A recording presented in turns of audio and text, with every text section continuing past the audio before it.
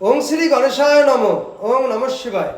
তো বন্ধুরা, আমি আমার ভিডিওতে খুবই সংক্ষিপ্ত আলোচনা করতে চলেছি গ্রহাদির 5 প্রকার অবস্থা সম্পর্কে।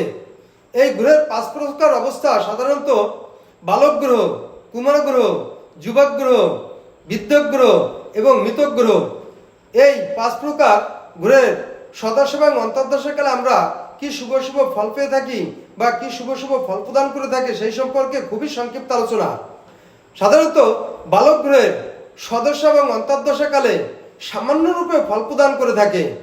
কুমার গ্রহের সদস্য এবং অন্তর্দশাকালে অর্ধ ফল প্রদান করে থাকে।